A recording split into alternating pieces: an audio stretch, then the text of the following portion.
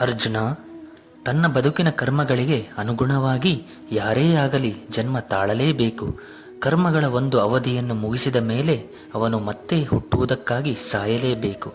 ಹೀಗೆ ಮನುಷ್ಯನು ಮುಕ್ತಿಯಿಲ್ಲದೆ ಹುಟ್ಟು ಸಾವುಗಳ ಒಂದು ಚಕ್ರದ ಅನಂತರ ಮತ್ತೊಂದು ಚಕ್ರದಲ್ಲಿ ಸಾಗುತ್ತಾ ಇರುತ್ತಾನೆ. ಆದರೆ ಹುಟ್ಟು ಸಾವುಗಳ ಈ ಚಕ್ರವು ಅನಗತ್ಯ ಕೊಲೆ, ಪ್ರಾಣಿವಾದೆ ಮತ್ತು ಯುದ್ಧಗಳನ್ನು ಸಮರ್ಥಿಸುವುದಿಲ್ಲ. ಮಾನವ ಸಮಾಜದಲ್ಲಿ ನಿಯಮ ಮತ್ತು ವ್ಯವಸ್ಥೆಯನ್ನು ರಕ್ಷಿಸಲು ಹಿಂಸೆ ಮತ್ತು ಯುದ್ಧ ಅನಿವಾರ್ಯ ಅಂಶಗಳಾಗುತ್ತವೆ.